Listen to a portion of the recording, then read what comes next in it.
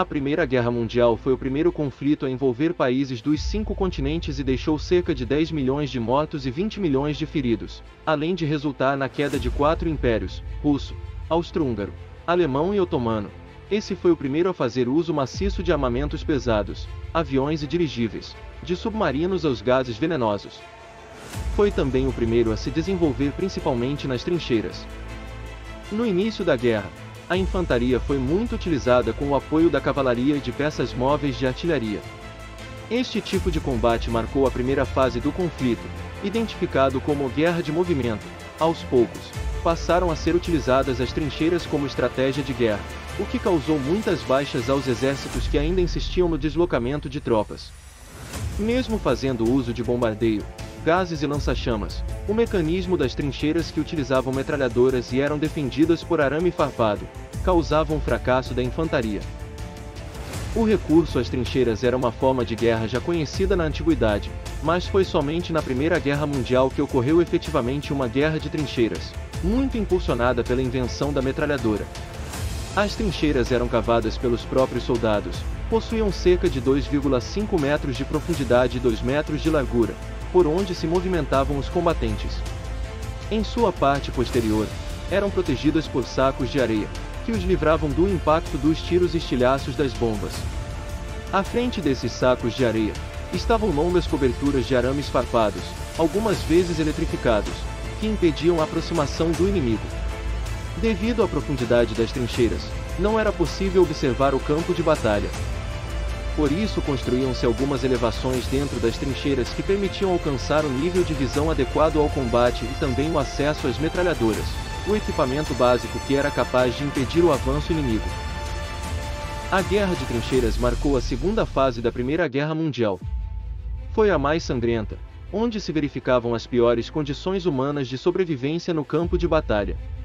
Milhares de soldados permaneciam durante meses dentro desses túneis, que eram interconectados, formando assim uma rede de defesa dos exércitos. Quando os soldados cavavam em regiões perto do mar, acabavam encontrando água no meio do processo, o que deixava o terreno permanentemente tomado por lama. Em ocasião de chuva, a situação se intensificava, os túneis ficavam inundados e os soldados tinham que lutar, comer e dormir encharcados. Sono, cigarros, comida, bebida e mulheres, estas eram pela ordem as prioridades dos soldados nas trincheiras. Para isso havia os Staminettes, que era uma mistura de bar, restaurante e bordel. A vida nas trincheiras, no entanto, era realmente infernal. Tentava-se dormir de noite, pois qualquer movimento acima do topo dos abrigos podia representar morte repentina pelos franco-atiradores. Os soldados ainda tinham que enfrentar uma praga, os ratos. Do tamanho de gatos, eles se alimentavam dos cadáveres abandonados, desfigurando-os de forma macabra ao comer primeiro os olhos para chegar mais rápido às entranhas. Eles ainda incomodavam os soldados passeando por seus rostos enquanto tentavam dormir. Unindo o útil ao agradável, milhares de homens tinham como passatempo a caça aos ratos. Atirar nos animais era proibido para economizar munição, e o ataque com baioneta era mais comum. Outra praga eram os piolhos. Dizia-se que, ao chegar de uma estação sanitária de eliminação de piolhos, bastava alguém se deitar no terreno para ficar infectado novamente.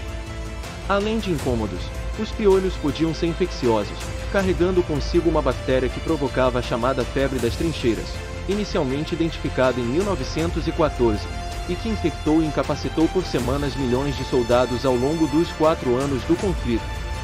O problema era mais sério do que pode parecer. Nos hospitais de campanha do exército britânico, a doença respondeu por 15% dos atendimentos. Isso sem contar as coceiras, que levavam os soldados a rasgarem o próprio corpo com as unhas em busca de alívio. Militarmente falando, o prejuízo também foi significativo. Relatos do fronte indicavam que soldados perdiam por dia, de 1 a 2 horas de ação apenas pelo fato de precisarem se limpar e remover os parasitas de suas roupas. O combate aos piolhos tornou-se uma prioridade de saúde militar, e a sua erradicação passou rapidamente da atividade artesanal para a industrial. Grandes instalações foram criadas na retaguarda, onde todos iam tomar banhos, eram inspecionados e trocavam de uniformes. Como essas operações ocorriam imediatamente depois do retorno da frente de combate, o ritual da desparasitação até podia adquirir um cunho reconfortante para os soldados, como se deduz por este cartão de Natal de 1914 da 4ª Divisão Britânica. Mas enquanto o soldado não voltava do fronte, a guerra contra os piolhos tinha que continuar. A guerra de trincheiras não foi o motivo pelo qual o lado dos aliados venceu a guerra, ela apenas trouxe mais morte e sofrimento para os combatentes. Foi com o uso de tanques de guerra, seguidos por soldados e aviões de combate que, em 1918, foi possível quebrar as defesas alemãs na frente ocidental. Se gostou do conteúdo, deixe seu gostei e até a próxima história da guerra.